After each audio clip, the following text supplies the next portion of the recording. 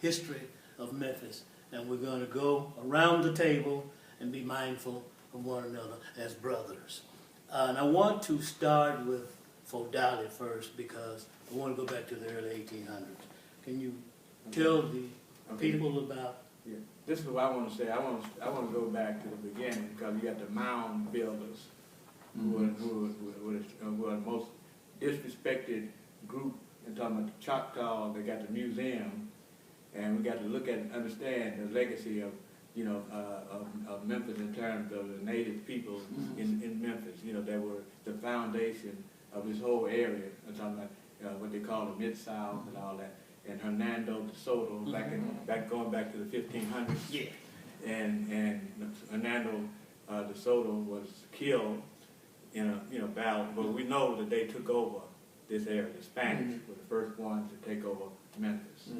And so, but with the 1800s, like Napoleon basically took over Spain, and all the land that he sold in the Louisiana Purchase went to the United States. Right. So that's how you deal with Tennessee being a part of the whole construction of this. And this West Tennessee area was Choctaw territory. And then in 1830, Andrew Jackson sent them across to Oklahoma in the Indian under the Trail of Tears. Yeah, Trail of Tears and the Indian Removal Bill of 1830. That's how the population, the native population, got shipped off, pushed off, marched off. But 20,000 died, in the march, in the dead of winter across the Mississippi to Oklahoma. Okay. Now tell me about the Cherokees and their role. Okay. That was Cherokee. Well, I'm just saying you had the Choctaw, the Chickasaw, and the Cherokee. Okay. Okay. And the Cherokees, like basically in Alabama and Mississippi, and and the Choctaws were also in Mississippi, and then you had the Chickasaw, that was in this area. They were present here. Right, and so the Chickasaw actually were the ones that were the mound builders. Right. And the mound builders, when you think about the mound builders, you think about the pyramids in Egypt. I'm talking about in terms of beginnings in this area. So let me say this. Andrew Jackson, was president of the United States in 1830. Then you had the Indian Removal Bill, and he ordered the soldiers to march the native population out of this area. Okay, so also Andrew Jackson purchased him in Winchester and Overton.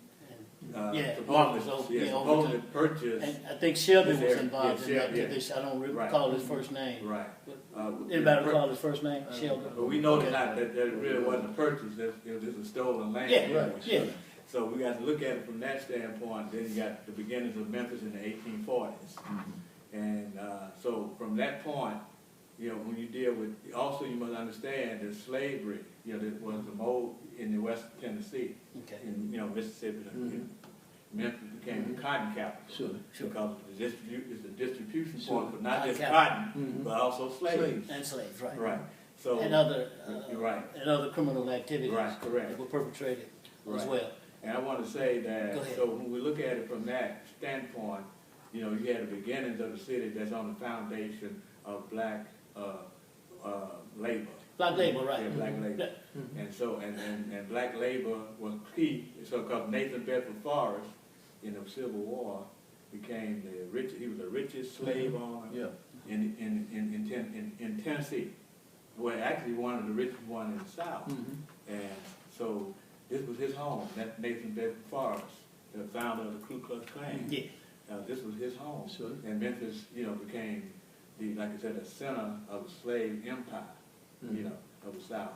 But that is one of okay, I'm glad you brought up Nathan Bedford Forrest. I'm also glad that you brought up black labor because I've been studying Dr. Claude Anderson a lot lately, and really, I like everything that he's talking about. And we're still seeing the effects today of black labor and white wealth. But I want to turn to you, Brother Jabril, in terms of your perspective, because I want us to do. I think we should do politics, economics, sociological, the whole comprehensive aspect, like we had said earlier. So, take off on it for us. share with the people of Memphis? Well, let me Your knowledge start. and Let me start experience. a little bit ahead of Okay. where brother, a little bit behind what brother Fodalli was talking Okay. about, and reaping the charter back. You Okay. know, after yellow fever hit this area, you know, a lot of white people moved out of this area because they were fleeing from the yellow fever. The yellow fever set in and it wasn't affecting nobody but white people. You know, that was a disease that was spread through the white population. A lot of these people just got up and left. You know, a lot of them ended up in Holly Springs, Mississippi, and in the surrounding areas, you know. And being that the yellow fever lasted as long as it lasted, it's really because of filth. You know, the city was dirty. You know, horse feces on the streets and a lot of stuff was going on, this kind of thing. And people fled. Well, in the process of fleeing this city, the tax, you know, the tax burden was not paid, you know, for the charter. You know, Memphis was chartered by the state of Tennessee, which is the capital. And they lost the charter, you know, and in the process of losing the charter, after the yellow fever and this kind of thing, Robert Church Sr. got together with maybe a couple more white people and some more black folk, and they bought the charter back. And we want to add that he was African American. Yes, he was a black man. Okay, Yeah, black man. yeah, he was a mulatto from Holly Springs, Mississippi. You know, and his daddy was a riverboat man, I think, and that and he gave him some wealth to start off with. You know, he had access to some capital early on, but in the process of that whole thing occurring, the yellow fever and all this stuff, and Memphis lost his charter. Robert Church was one of those people that was instrumental in helping the city of Memphis regain the charter. So they paid the fee. You know, they paid the back taxes and this kind of thing. And when you think about it, Robert Church, you know, was responsible for Memphis being Memphis. You know, because other than that, you know, Memphis would have lost its charter, and then it might have, somebody else would have came in and paid it off, and we probably named it something else. But Robert R. Church, you know, was responsible for regaining the charter at that time. You know, even though later on, after he had established businesses and this kind of enterprises down in the south district of Memphis, downtown, these people, the powers that be, was at work to try to confiscate just about all his wealth, all his properties and this kind of thing. You know, from Gales, what I understand, from Gales to downtown, going back past Bill Street, back to South Main Street where the Chisco Hotel is and all that, Robert Church owned all that property. Okay, and that's why it's important. Now, history. Let me ask Go Brother ahead. Fodalli a question. Was that before the riots? When Robert Church brought the charter back, they had a riot. That was after, let me say that, see, in 1866, Okay. there was a riot. Yeah. Where black folk were killed. Yeah. And it was after, right after the Civil War, when they tried to restore, it was part of the Black Code movement in the Yeah. South. Mhm. That was in 1866. Robert Church was in the 1870s, 1880s, something. Okay. Okay. All right. Yeah. Okay. And let me say this, when you talk about Robert Church, they taking the property, his son still had the property. That's right. And it was in the 1940s where his son was forced to move out and they took all the property. Right, and we see this throughout history, and actually we're still seeing it today. But I want to emphasize that I'm not saying it's not in these books, but I haven't run across anything on Robert Church yet as I began to read. And that is why we must critique history. Yeah, critique. Memphis without Robert Church. So we're just talking about the competitiveness and the biasness. Right. That is our responsibility to put the truth, the whole truth, and nothing but the truth out there and from a critical standpoint. So just wanted to add that. Did you wrap up? I want to go to Brother Osupa. Brother Osupa? Okay, well, going back to piggybacking on what Fodalli was saying about Nathan Bedford Forrest, that was also another guy here by the name of Wade Bolton back during the slavery days and after slavery. Well, he died before slavery ended because his partner killed him. But Wade Bolton said he had the best and the most slaves in the South because he had breeding farms. He had slave dealerships in 10 different states. The largest one was in Memphis because this was his home. Bolton was African American? No, Bolton. European. Bolton was a slave. Okay, Yeah. okay. And when he I just want to be clear on it. right, and when slavery was over, he left a will that everyone that stayed with him during the Civil War, they were going to receive, the families were going to receive $300 and individuals were going to receive $100. And to this day, those families have not received that money. And it was in the paper, he mentioned Elaine Turner, she was doing some work trying to help these people regain that money that was left to them, but they haven't got it yet. And he started a school, Bolton High School. And that school, blacks didn't start attending that school until the, 1973. Well, there were a few that went there maybe before 73, but when busing started, that's when blacks were allowed to go into that school, Bolton High School. And Memphis, man, he talked about back in the 1940s, they had shops set up downtown. And that's when the drug scene started hitting Memphis. A lot of people, they didn't live close to the downtown area, they didn't know nothing about it.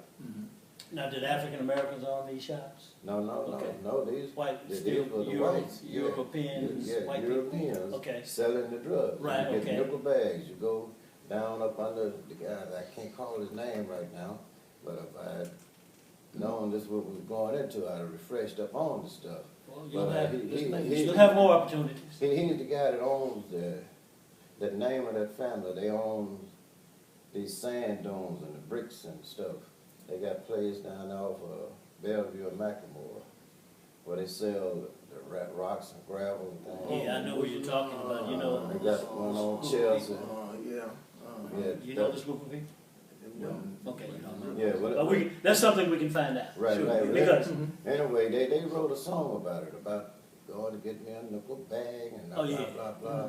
And they were selling cocaine, a nickel a bag. so how, And guys were getting in, the black guys were getting in and taking it to the black neighborhoods and breaking that down and selling it for even more. But of course, you know, to get a nickel bag of cocaine back then, that was a lot of you money. got a lot of cocaine. You know, yeah, that was a lot of cocaine, that was a lot of money. Yeah. A nickel, you could take a nickel and feed a family. Yeah. Back in the 30s and the 40s. Yeah. So, You know what you just said makes me think that a lot of projects can grow out of this particular documentary.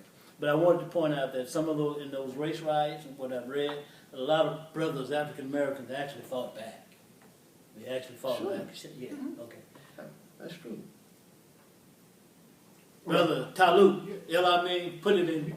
Yeah, Yes, sir. Do what you do best. Yeah, I would like to just, you know, my point of view and studies and all from an African American perspective.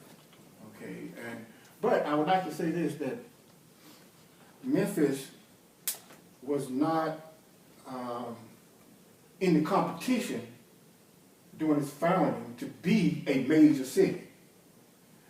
Other cities were in the competition, like Dyersburg and some other river cities. But Memphis, being that it was located on the highest bluff, and it survived flooding of the Mississippi River, okay, and that's why Memphis became a commercial center, okay, because of its location on the highest bluff along the Mississippi River on the farthest eastern border of Tennessee. And it's also named as the Bluff City. Yes, okay, and Known as, I'm sorry, go yeah, ahead. and Memphis also, because of that strategic location, also became the distribution point for cotton and other agricultural commodities, okay, and slavery. And slaves. Okay, now, in addition to that, Memphis became a center of gambling and crime and vices. That's true. Because what happened is, by it being the survivor of flooding of the Mississippi River, many of your Caucasian landowners would come to Memphis, as they do today, to party and to purchase prostitution and alcohol and gambling and all of these types of vices. That's why we have that problem today. Memphis has always been a place of crime and vices. Okay, and one thing is that along Chelsea, not Chelsea, Central Avenue was a brothel stretch. Brothel. Yes, thank you. A stretch, and that's where your prostitution was going on. And it's another important point. By Memphis being the distribution point, and also the distribution point for slavery, some of the best looking black people were purchased and brought to Memphis. Okay, to drive the teams, to be the doormen in the hotels, to be the porters in the train system and all that. Okay, and that's why you have some of the best looking people in the United States right here in Memphis, and the finest. Right here in Memphis, Tennessee. And all these things, and all of these things about black people are relevant. Yeah. Okay? Because it gave us an attitude more different than anywhere else in the country. And that attitude says we're privileged. In our own way, well, in our own small son.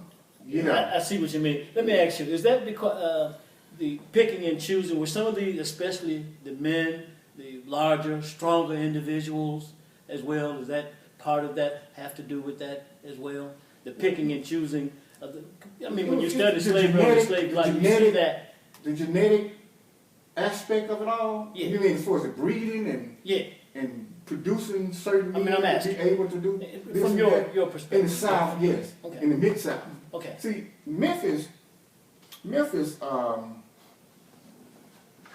is a place and has always been a place where your far southern cities would come.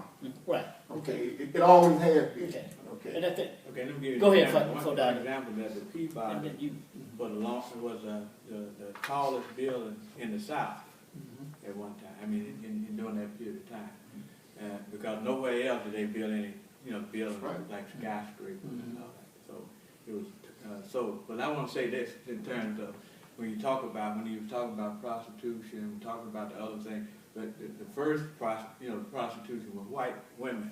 Okay, so we got to be clear. Okay. I mean, we're talking about gambling, we're talking about all the things. We're talking about the southern so-called, when you step on somebody's foot, then you're gonna have a duel. These are white people. Okay. Okay, so the characteristics European culture and values. Right. What I'm saying is that we have been influenced by that.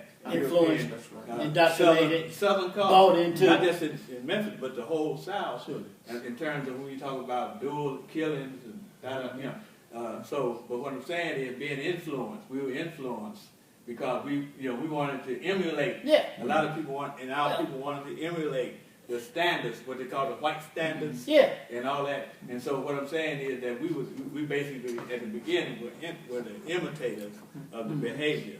And so, because we already know, if anybody read Frederick Douglass, that on the plantation, you had, different kinds of fights between plantation by slaves. Yeah. Okay. Right. So they were emulating the culture, and the culture is a Southern culture of violence, and all the other things he was talking about in terms of corruption and everything in terms of that. So this is what we have. That's the undergirding. This is the undergirding of what we see today. That it's a continuation of a tradition that was not started by us. Sure. Right. Okay. It's not. Yeah. It's not our original nature. Right. And that is exactly true, because when we study that whole historical slave trading thing, we see that the culture was lost. So it's only logical to see and understand that family was lost, values were lost, that whole spectrum. Brother Jabril. I wanted to add another caveat to what we was talking about. One of the undergirding factors that Memphis was an entertainment mecca, an entertainment center. Absolutely. New Orleans, Memphis, St. Louis, New York. That's just about at that time, back in those early days. It was really an entertainment mecca. Because then at the same time, with all these vices and all this money flowing, you see what I'm saying? Boomtown Yeah, syndrome. yeah, somewhat, yeah. So that's how those things materialize out, you know. Why? And then you got to understand another thing. There are a lot of black people in this area, you know, amass wealth out of this area. Now, I don't know all about how they amassed the wealth, but I know through those vices they had contributing businesses, you know, relating to whatever it was that, you know, because we've always been entrepreneurs. We all been skillful in how to handle business, you know. So, therefore, if this white man got the prostitution ring out here, then they needed something. They needed either food, they needed, you know, Hachimana wagon or something on the side. You know, whatever it was that, you know, we was able to, you know, supply a business, you know, because there was a need. You know, so we met that need. Right. What you're saying among African Americans, the skills and the creativity was there. Sure. Yeah. Actually, carry you out know, to be this. honest with you, the crime was there. It wasn't skill. It was just hustling. Memphis. I've seen some skillful. I've seen some skillful hustlers. Absolutely. On the side. Okay. Yeah. On the church was a hustle. Yeah, I've seen some. So the bottom line is, Memphis was in its day of glory, so to speak. Yeah. Black people were doing the things that black people are doing today. Nothing has changed. We've never been in the center of trade and commerce. We've always been around the perimeters of trade and commerce. Okay. And around the perimeter of trade and commerce is vices and crime and these types of things. Well, Okay, so in America, and I'm just saying, see, you got to understand this is an American context. In American context, if you're not in the so-called established economy, you're going to be in the underground economy. And so what I'm saying, though, we understand and look at that because, you know, like who did own all the entertainment centers, the clubs, and the businesses? Where did they, you know, how did they accumulate the money? They didn't accumulate it through the church, although the church did participate in some corruption. Oh, not necessarily. I'm not talking about necessarily corruption. I'm talking about the Crime. business aspect. Business aspect of business our aspect. community. So what I'm saying though, because you know the undertakers and all that basically became the politicians. That's true. Okay. Yeah. So And we still see that today. right. So, but what I'm saying though, the American understanding society built on slavery and of Africans and genocide of the native people. Right. So you know this is the context we got to understand because in the South you have the most virulent form of of slavery, plantation slavery, and also having to engender what they call a plantation mentality. So you also had that here in Memphis. In spite of the successes that some of the people were doing in the underground economy, you still had the overriding white supremacist rule that allowed these things to happen. But by the same token, they created a plantation mentality in the population of Memphis. And Memphis is most representative of all the cities of this plantation mentality. Okay. Well, you say plantation mentality. Yes. Then I'm gonna go to you, Brother Osupa. Talut, you were talking about the economics of what grew out of the perimeters of that, and we still see that today, but it has gotten worse economically. So I'm not condemning people for being hustlers or making money, but I see that something has happened. Something has gone wrong, and the economics of African Americans in Memphis, particularly well across this country, has gotten worse. It has gone down. Put a pin right there for me. He hasn't said anything in a while. Okay, now I wanted to go back when you were talking about the race riots of 1866. The people, blacks in Memphis, we've always been made to look like the villains. That riot, that so-called riot, started because there were 6 black African soldiers that had came in. They brought them in to protect the city, right? So this was a black battalion, and the police officer shot and killed one because That's what happened. and now this was 1866, and they called it a riot, a black riot. But there were 30-some blacks killed, 2 whites, 5 black women raped, and all of these things, they said it was a riot, the black people were rioting. Right. The white people got together and went around and rounded up all the blacks that they could find and just started killing them. Yeah. With all the race Yeah, riots of that period, the so-called race riots, they were white initiated activity.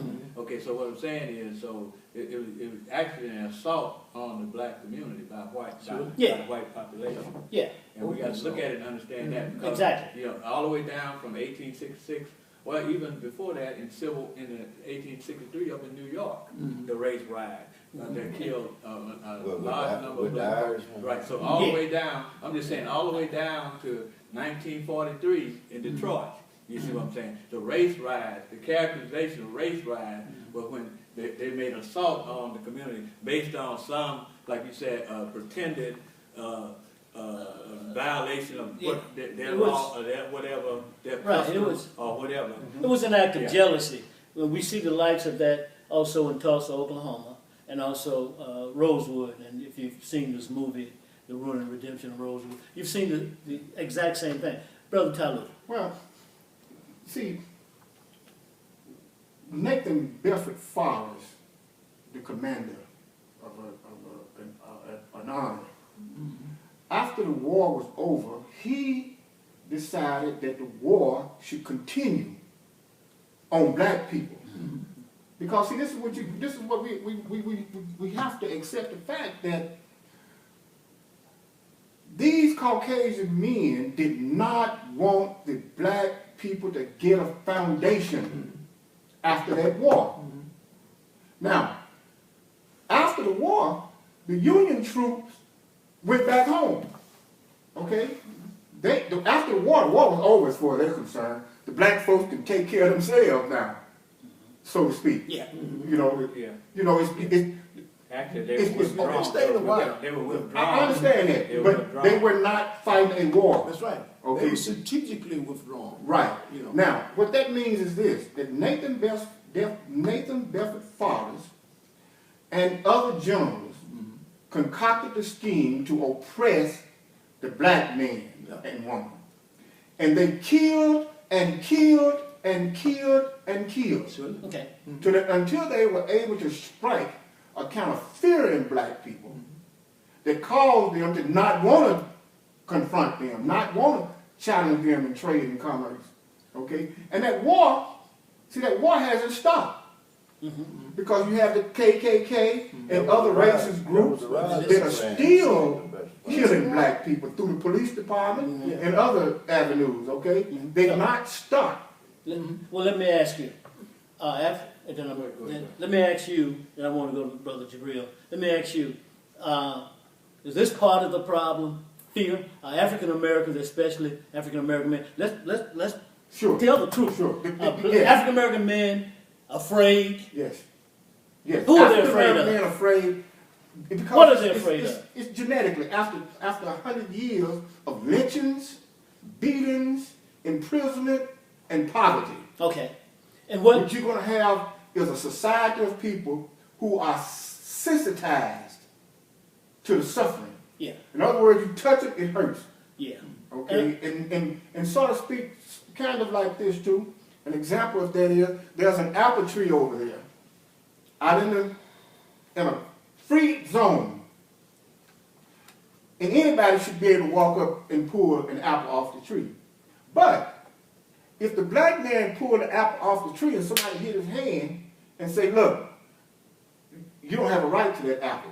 You can't do that. You can't do it." And if the black man say, "Well, fine. I mean, cool. Whose problem is that?" He said, "Fine." He walked off. So but somebody else pulled the apple off the tree, slapped the hand. They said, "What's wrong with you?" And there's a war going on right now for that apple on the tree. Right. So the black African American men, if any of these people we're talking about say you can't do that, we accept it. That's simple. That's simplistic, though. That's very simplistic. Yeah, because that's psychological. Something psychological that we're dealing with. Come on. Is it your time? Go ahead. Speak on it. Nathan Bedford Forrest is the one who started the Klan. Now, they stayed on a war footing, even though, but they just changed uniforms. From the Confederate uniform to the Klan uniform. They became brown shirts and red shirts and a whole bunch of other things. They ran through the West Tennessee as well as into Mississippi, chasing black folks all night long and this kind of thing, because they was deliberately putting fear into these people, into black people, our ancestors. Terror. It's Yeah, terrorism. Yeah. In fact, they had been charged. They had been charged and found guilty of terrorism in a federal court. And you know why? Because In 1886. Because the NAACP have been that particular entity that's been from between the masses and those people, between the masses and the clans and this kind of thing. They didn't exist in 1886, but No, they didn't come to 1805. But what I'm saying that from coming up from slavery, out of 1864, 65, we was trying to make our way. Matter of fact, we did, make our way through that. But I'm saying that, when we protest, Spingard and some old people, they decided to come up and kind of put a buffer in there between the clans and the masses of black people. And they came up with the NAACP. And the NAACP have always been, and they say they came into existence to study the hangings of black people in the South. I.B. Wells and Du Bois, Yeah. they were the initial founders of the NAACP. no, they were just brought on They board. were all on board. It was brought on board. It was It's a founded by Caucasian woman Yeah. started it, and I know that. Right. But if they were brought on board in those early days like that, they were considered founders. Okay. See, they were the initial, Well, I ain't gonna argue that point. board What I want members. to say, They had I some wanna make- responsibility. I wanna- Responsibility. I think he's saying I'm they not had some denying that. I'm responsibility. not denying it. Be it negative or positive. Yeah, Go ahead. I'm not Continue. denying that. Go ahead. Because see, I wouldn't dare deny that. Okay. What I'm dealing with is that Go ahead. the reason that our disposition hadn't changed that much, Yeah. hadn't varied that much, Yeah. is because we have had entities fighting against us, as well as the enemy himself fighting against us. Within the ranks, the groups, the ranks of African Americans. Within the history and the Yeah. culture of who we are as a Yeah. people, Okay. trying to survive in the Western world and in Memphis. Okay. We have had a lot of things against us, and that's been one of them. Yeah, it's still going on today. The Klan, and then when go ahead, brother Fodalli. No, go ahead. I Go know ahead, the finish. Klan Go ahead, were finish. institutionalized because, like you say, Bedford Forest never lost their war footing. They changed uniforms, That's right. and they bred terror from the West Tennessee all the way into northern Mississippi. They keeping black folks so-called in their place. Right. The reason I brought in the NAACP because they came in like 1902 or 4 or somewhere in 5. 1909. 06, 09. 1909. Okay, they came in there by Spingard, which come out of military intelligence.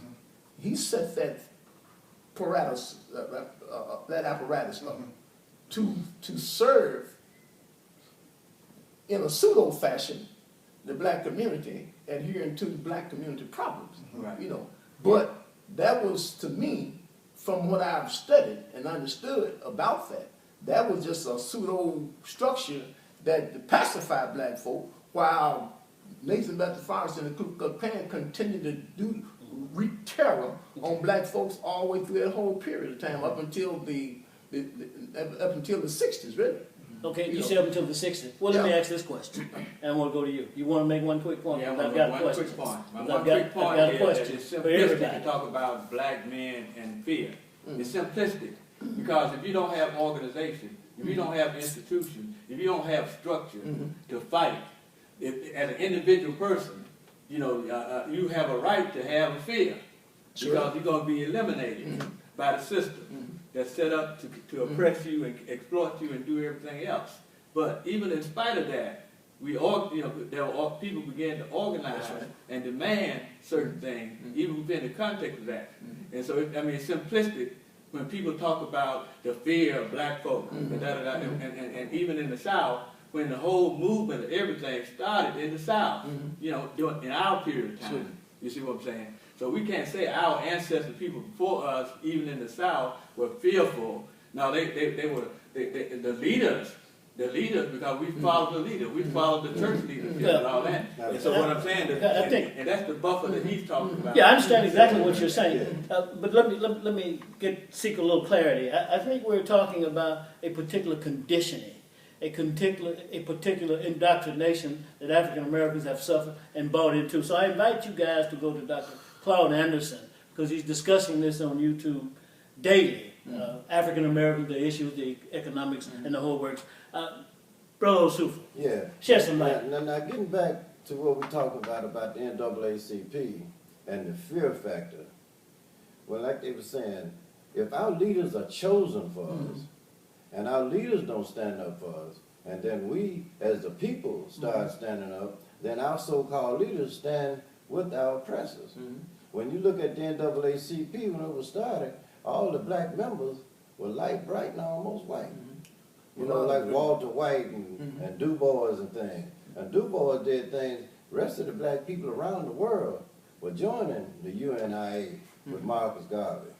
But here in Memphis, that wasn't going on too much.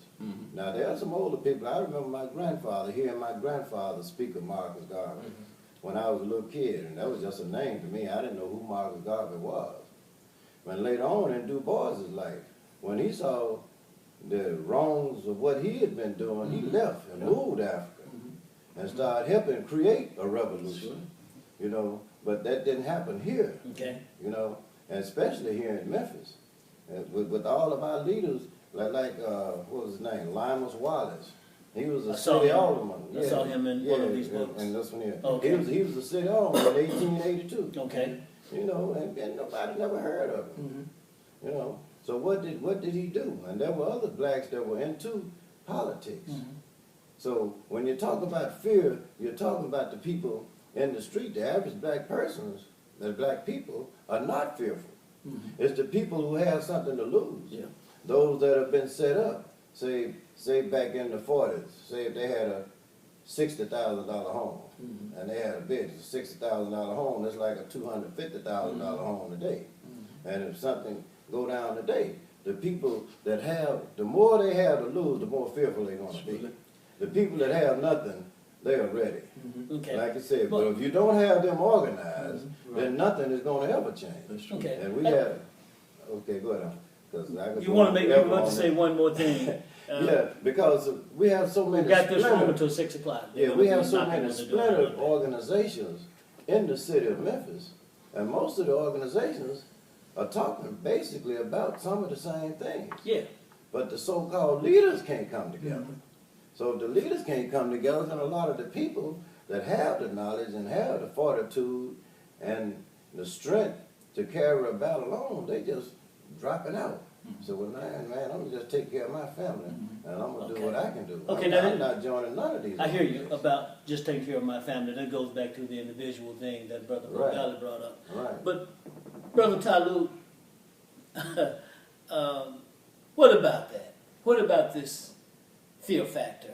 Are there different kinds of fear and different reasons to be fear? And does one have a right to be fearful? Sure. Okay. Fear is a very important part of our psyche. It's a survival mechanism. Okay. Okay. But considering the oppression and the war on black people in the South, and these very same black people migrated from even more southern areas to Memphis. And so when you say more southern, are you talking about more oppression? No, Worse geographical. Mississippi, deep Mississippi, rural Mississippi, in these areas deeper from where the the south. oppression, where the oppression and the slaughter was vast. Was worse. Yeah. Well, that was and my they question. come to Memphis, okay, and many of them came to Memphis in search of a certain level of freedom from those things, you know, and they come with their fears. Okay, see, there was a lot of lynchings going on around here, you know, in Memphis and in the surrounding areas, where literally thousands of Caucasian people would come to these lynchings, okay, and they were big things, they were big parties, you know, and so we have a right, and I'm not saying that being fearful or afraid means that you are less than a man. Okay. That's not what I'm saying. Okay. I'm really saying that the war on black people created a certain kind of fear. Okay. Well, let me ask you this: is fear something also that can cause one to African American man, to rise up and strike back and fight back? Absolutely. Okay. You know, in any war, the greatest fighter is the one that's... I'm afraid, but he's the most vicious warrior there is. In fact, the guys, even in the streets, you know, the guys who's the most afraid are the most dangerous. Yeah. You know, so I'm not downplaying our people. Okay. You know, our condition is unique in every sense of the word. Okay, we are survivors. Mm-hmm. We've made it into the 21st century when we should not have. Mm-hmm. Right. Yeah. One quick point, because we hear Farrakhan, especially Naeem Akbar, talking about we were not supposed to survive, period. Now, he always talks about that in his speech. I think you've paid attention to Akbar. Yeah. Sure. So that's a great point you just made. Fodalli, we've got 4 minutes. Right. Then Jabril. I got one, I'm just going to say 1 minute on this. Osupa, and let's close it out. I want to say that, you know, like, so when we talk about Memphis, Memphis is the reality of America. Mm-hmm. If anything can be organized in Memphis in a positive fact, you know, it can be organized all over America. Mm-hmm. Memphis is a representative, a microcosm of the most oppressive condition that black people have in this country, right here. Sure. And that's why it's so hard to organize. That's why it's so hard for people to come together, because we're in the most extreme condition. And when it does explode here, it's gonna migrate to other places. It might solve the world problem. You know, you gotta understand, when we talk about capital, and you know, a lot of people from West Tennessee is the ones who left this area and went out and settled like Wall Street in Oklahoma. A lot of these people made their wealth here in West Tennessee, you know, and decided that, you know, the politics here was so vicious, the surrounding, the culture here was so vicious for black people. So they decided to go seek a new territory. So they found a new territory there in Oklahoma, you know. I lost my train of thought. Tulsa. Yeah, Tulsa. They Increase their wealth. That's right. Increased wealth, made manifest that wealth, built institutions, financial institutions, and all kinds of institutions that's prevalent toward economic prowess people. You see what I'm saying? So you know, we just ain't nothing to play with. You know what I mean? We've been treated like children, you know, for the last 200-300 years. But we ain't nothing to play with. You know, and when it's gonna be, and this, what I'm saying is that when black people do what Brother Fodalli just said and galvanize our strength, you know, we gonna show the world who we are. You know, it just ain't there yet. Okay. But it's coming, believe me. Brother It's Osupa. coming. Yeah, and I agree with that wholeheartedly.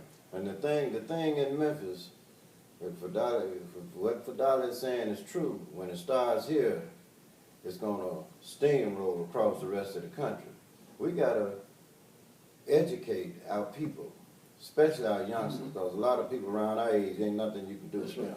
You know, a lot of our people, they're gone. Yeah. You know, the only way that you may get them to do something, someone come in and go through certain neighborhoods and we're going to burn down all these houses, and they may get a fight. But we got to teach people who we are, where we come from, that we come from a long line of kings and queens. So it's time out for us to act like pawns and let other people make moves for us. Okay. We're going to have to come together. We're going to have to start with our people knowing who they are. Okay. That's right. Hang on down. Brother Talut, wrap it up for us. I posted on Facebook, and I do a lot of posting on Facebook, Twitter, all the rest of the social media. YouTube. Right? Yeah, all of them. That if there's a devil, the devil lives in Memphis, Tennessee. Okay. And the fact is that as long as the black man and woman accept the role that the Caucasian people give them in Memphis, we have no future in Memphis. We have nothing. Because the Caucasian people here believe that they have the right and the authority to think for us, to provide for us, to give us what we need. But they don't. And our leadership And we accept that. accepts that. You No, know, we all accept yeah. it. Now I'm gonna tell you another thing about education.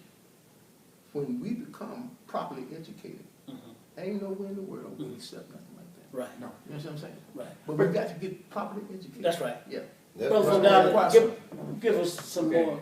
I want to say that I hesitate to use the word that we all accept that. But Okay. I want to say, You hesitate. yeah, because you know, like there have been struggles here. We're all men in the sitting city here. of Memphis, in the city Say it of Memphis. again, back up, There say have it been again. struggles Yeah. here Yeah. in the city of And Memphis. insurrection. And insurrection Sure. and all other kind of things. Okay. And you know, but that factor we were talking about, the internal enemy, the internal enemy has always been able to maneuver to stop whatever action that has been initiated by mass of people in the city of Memphis. Okay. And I want to say that, and then the youth, don't be talking about those youth. These youth are going to be the ones. That's right. Okay, these youth that everybody's talking about, that's negative on this and that and other. Yeah. These are the ones that are going to lead the revolution. If the revolution is going to be, coming to fruition, the youth that everybody's talking bad about are the ones that are going to be in the leadership of that movement. Okay, No doubt. let's go to 5 after, but my agreement with them was 6 o'clock. Okay. How about give us a little bit of political Memphis history. Well, you know, John, give us a little bit more history. I'm going to touch on something real fast and brief that's significant to what Robert Church done. Okay, Talut Muhammad. okay, Talut Muhammad came here like a breath of fresh air, okay. and he saw the condition here. And Talut decided to drop a lawsuit on the city. I remember that. Yeah, because, one man, one vote. Well, you look at the population of the city of Memphis was 67% at the time. And Talut, I brainstormed with him, and he said, why is it like that, Brother Jabril? I mean, I'm saying that, we've been so docile in our condition here in Memphis that we have allowed it to be like that. Talut saw it different, because Talut a world traveler and this kind of thing. He saw it and say, we got to drop a lawsuit. Okay. We got to Lawsuit. one man, one vote. And that's what he done. To what Talut done, and we got ushered in a new kind of political arena from what he done. To me, it was equal to what Robert Church done way back in the 1800s. Okay. You see what I'm saying? Because we rose above, our disposition at the time, Okay. and was able to put a black man into the Mayor's office? City Hall, City Hall. to run this city. Okay. Even though it didn't run according to the way I wanted to be run, I understand. but he was there. We got to wrap it up this time.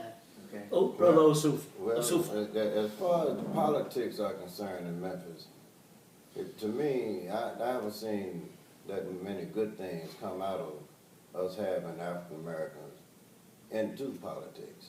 Because we get Because I've got a question about that. we're getting the same old disservice that we got when it was all whites running. Now, a lot of people don't agree with some of the things that Harrington did, but one thing he did, it gave blacks the opportunity to stand. Seemed like some blacks started to stand, well, we got a black mayor, we can do this, we can do that. But things still didn't get to the point that they should have gotten to. And we have black city councils and things, and we have all these people on them. We can't get them to come out. There are about 2 or 3 black councilmen. If you got a problem going on in the community, they will be there. Okay. Okay. Now, I Fodalli, want to say go that ahead. the structure. Because I want to ask you. It's a structural thing. If you're talking about a revolution, the structure has to change. The structure, they went from a city commission to the city council. And they did this deliberately. So the population. Who's they? I'm talking about the Loeb and Power. all those other powers that be. Yeah, that But those people that Yeah, was but out I there think gonna it's change. important. I think it's Okay, important yeah, we're right. talking about they, Right. that we I'm talking about identify their for the Loeb. people I'm talking who we about- are talking I'm about. talking about the former city commissioners. Okay, And yeah. the county commissioners and all that. They changed the structure to accommodate their being in minority status. Okay? So now you got a structure that got 13 city councilmen and 6 city councilmen are black. You see what I'm saying? And you got one so-called liberal, then you got other 6 that are white. In the county commission, you got the same thing. Shelby County Commission. On the school board, you got the same thing. We are 75% of the population. And so therefore, even if you're talking about majority, it's also offset, because we got those people, like you said, that are not going to do those things. And the other thing is, so the city is still being run by the people who were running it back then. Okay. I'm talking, but you got to have some new characters like Fred Smith and Pitt Hyde and all that, but the structure of the understructure and the construct is still in, they're still in control. They're still maintaining the city in the way, and the people who get in these positions, they're at the behest of that because their funding is coming from outside of our community.